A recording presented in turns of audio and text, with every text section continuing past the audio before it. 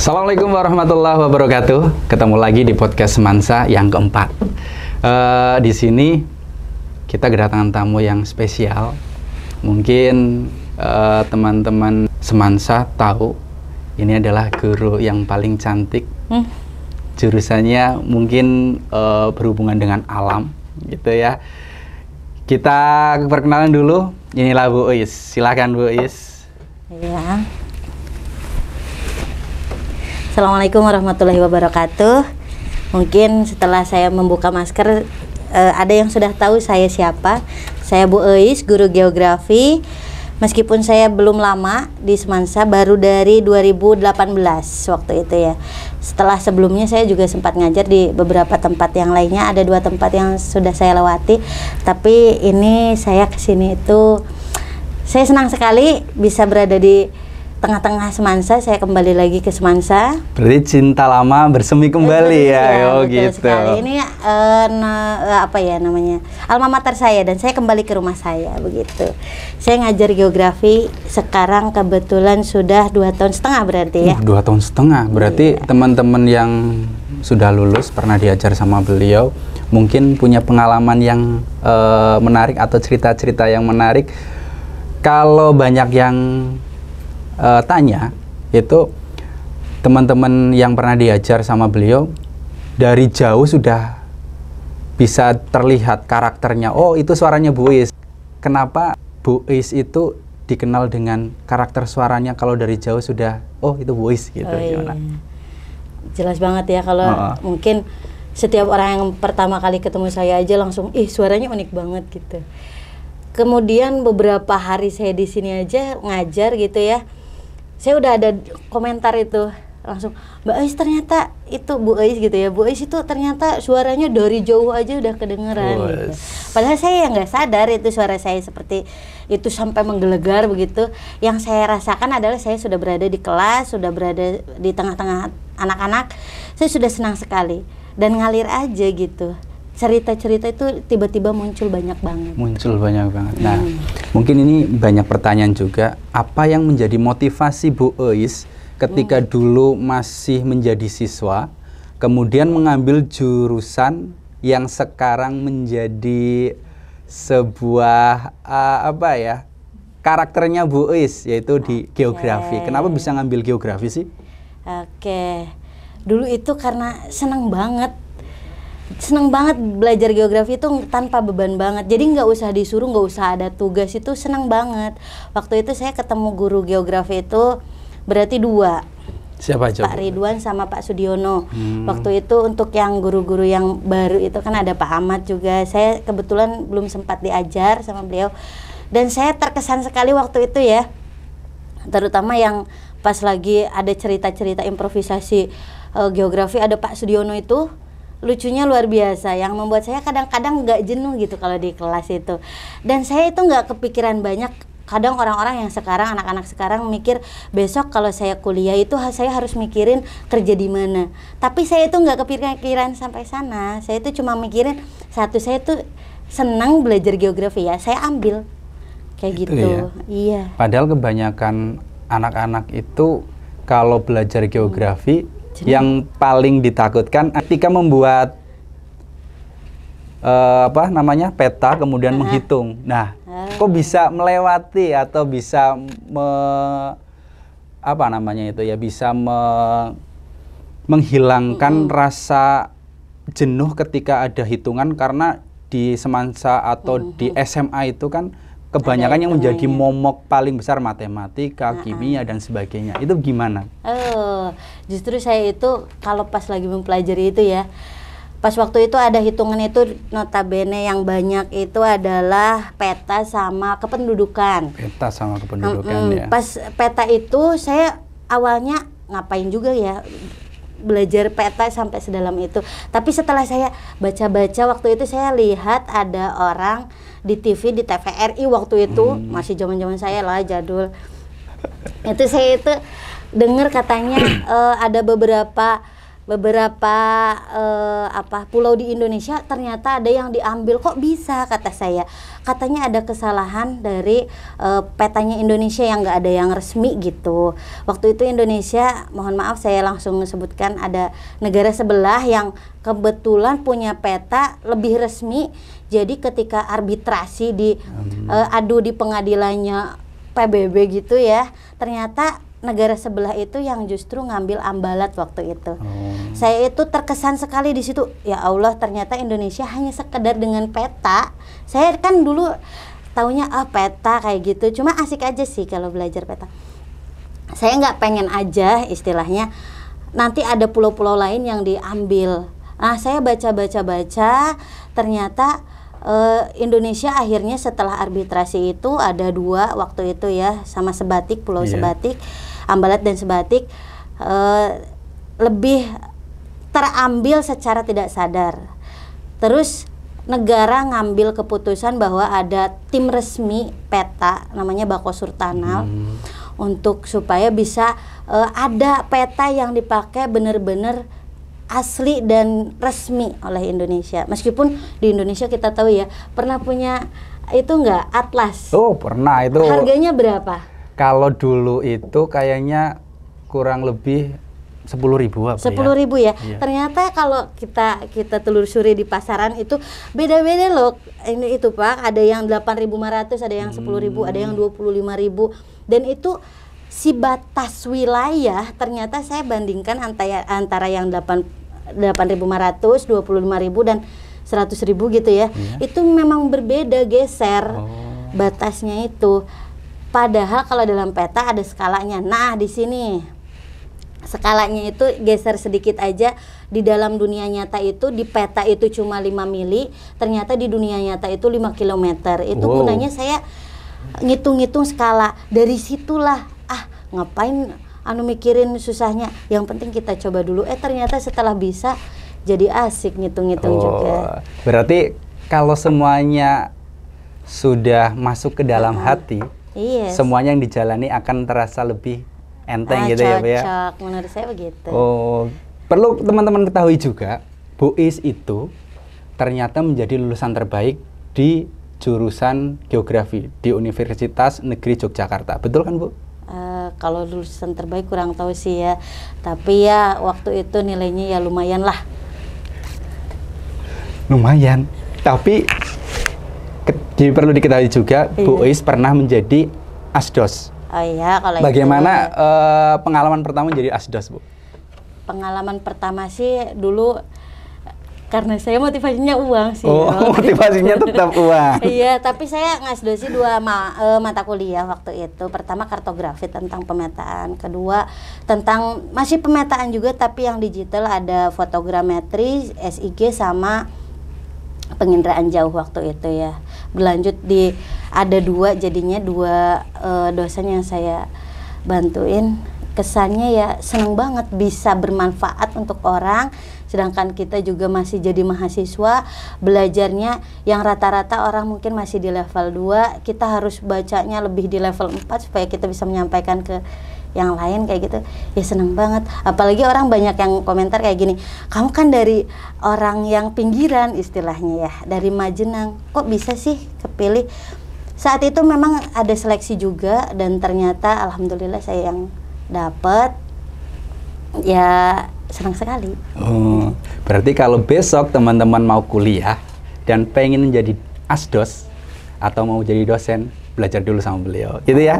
Boleh, datang aja ke SMA Negeri 1 Majenang. Oke, jadi Bu Is itu ternyata banyak sekali pengalaman yang dilalui dan perlu diketahui juga, kita lihat bagaimana penampilan beliau sekarang begitu syar'i, tapi perlu diketahui juga, saya berulang kali mengatakan perlu diketahui, beliau itu ternyata juga sering naik gunung, jelajah alam dan sebagainya.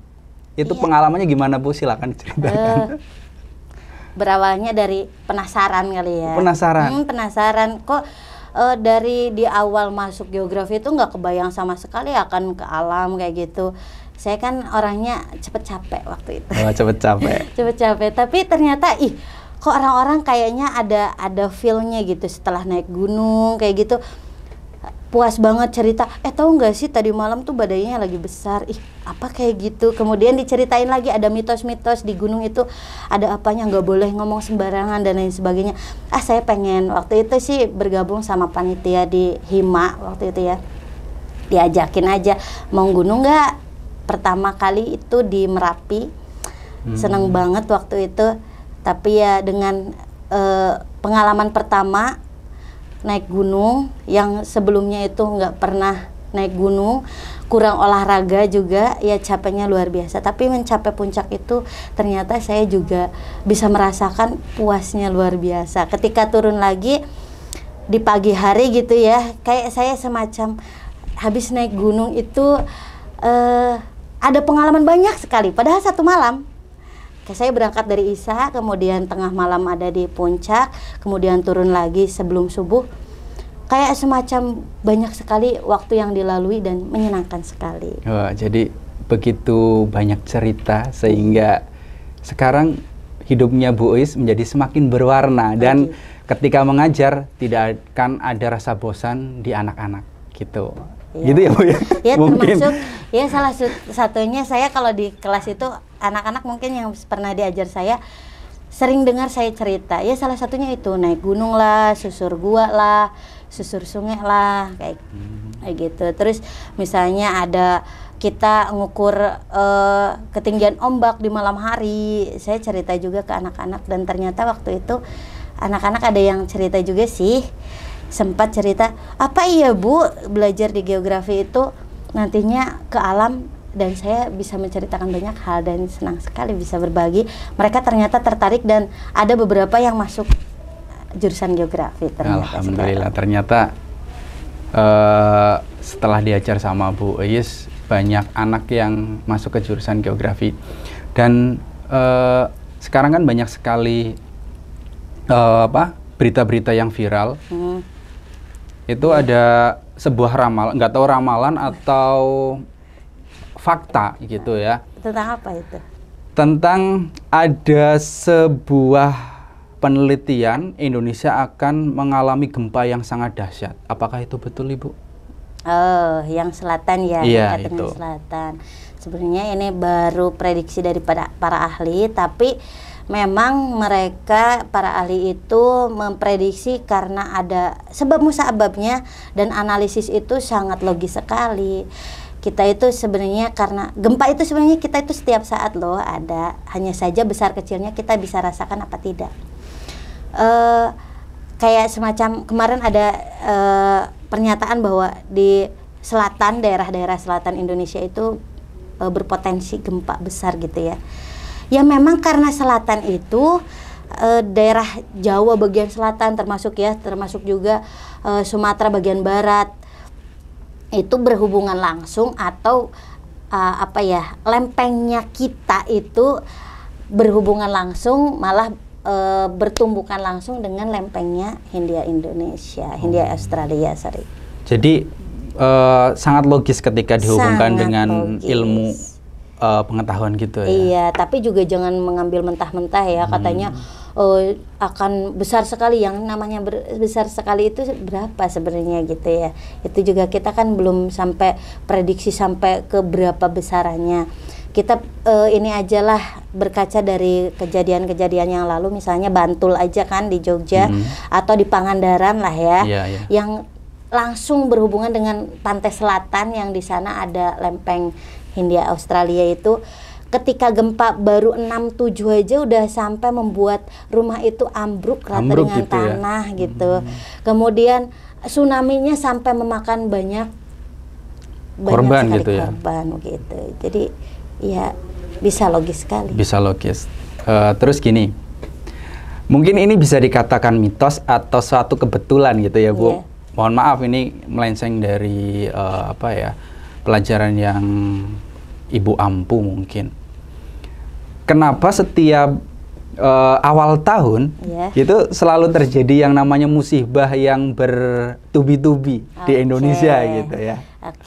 Kayaknya Indonesia kok panen banget musibah. Iya gitu betul, dari banjir, gempa, terus tanah longsor dan sebagainya. Itu apakah bisa dihubungkan dengan hal-hal yang dengan ilmu pengetahuan, dengan pikiran yang logis gitu? Iya, sangat bisa sekali, karena memang bumi itu sebenarnya kalau kita gini aja ya, kita aja ganti kulit gitu ya.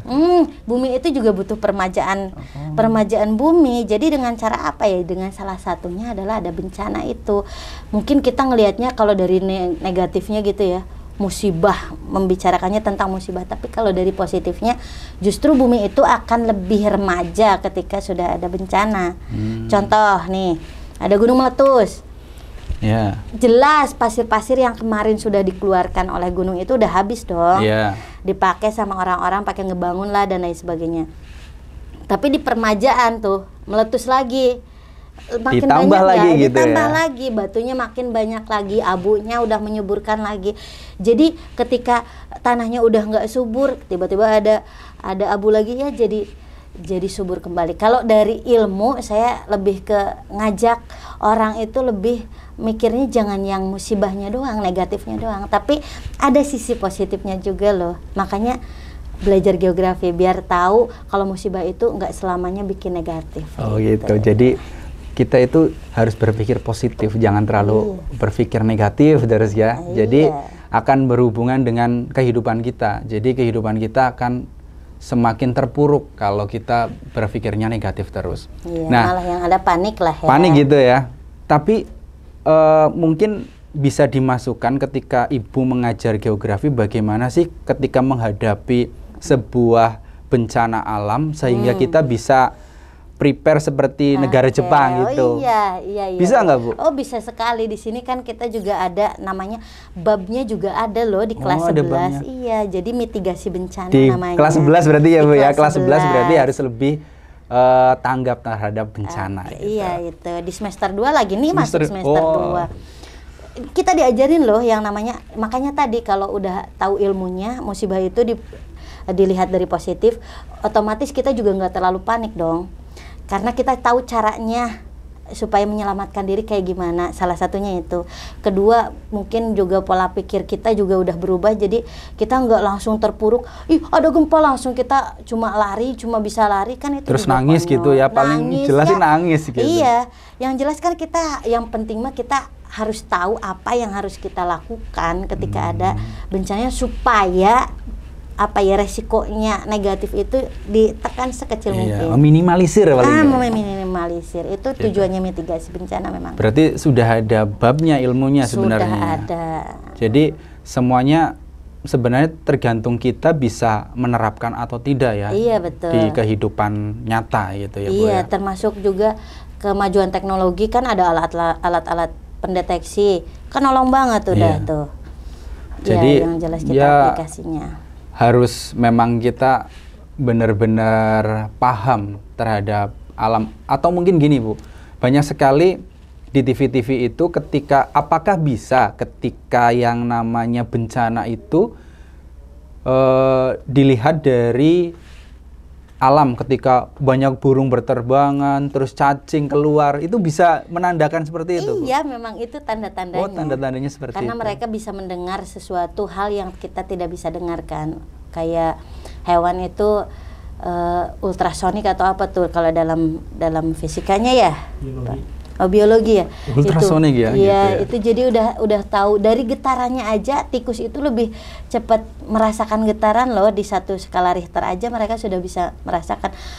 Kalau kita kan merasakan gempa itu udah ada ya skala sekitar 2 atau 3 baru merasakan, itu baru goyang-goyang doang loh.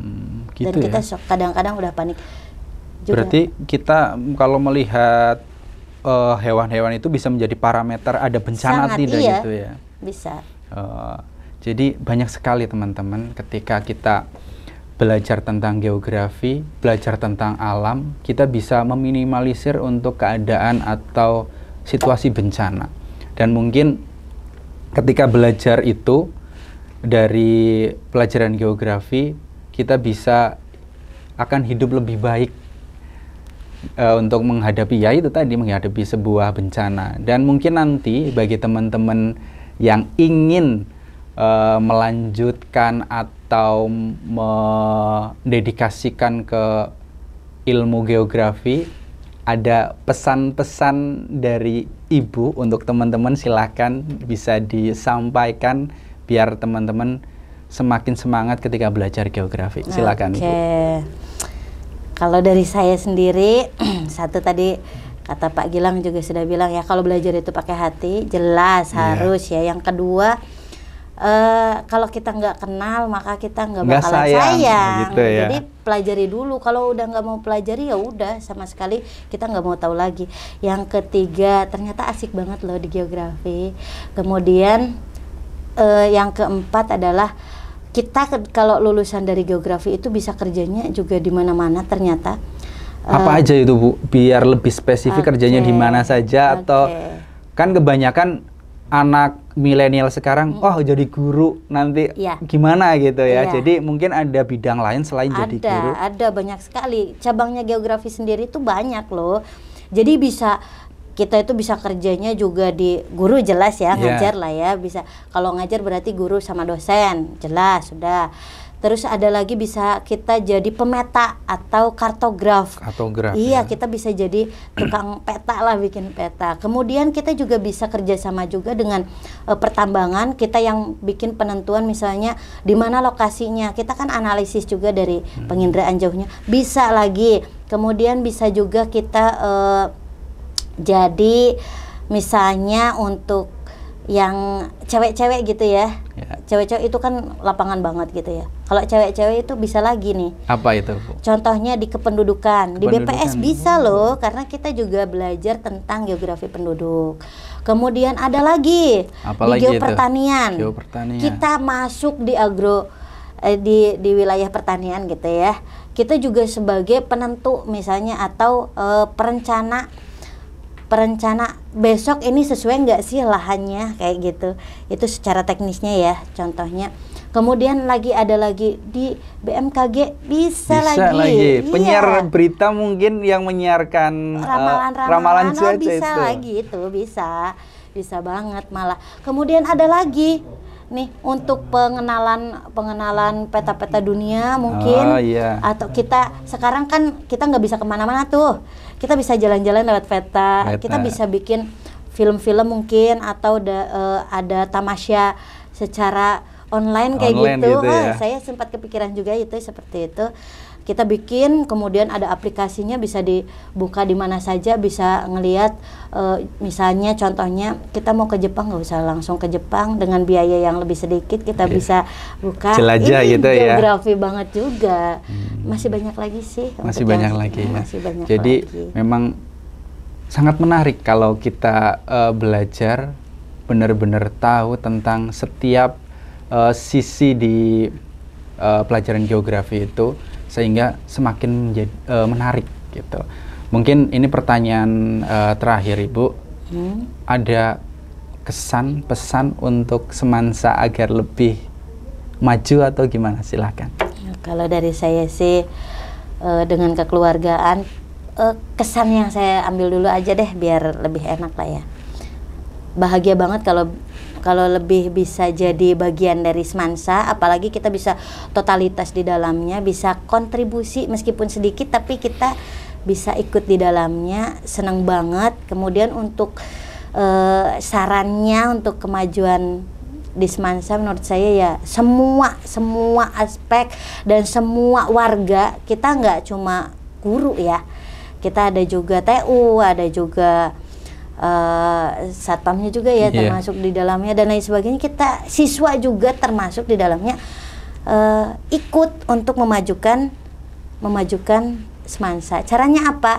Caranya lakukan apa yang bisa kita lakukan untuk kemajuan semansa. Itu aja sih, nggak usah muluk-muluk, lakukan sekecil apapun yang kita bisa. Oh gitu. Pokoknya quote hari ini dari Bu Is, lakukan sekecil apapun yang kita bisa. Jadi teman-teman lakukanlah sebisa kalian sehingga kalian lebih berguna untuk masyarakat sekitar.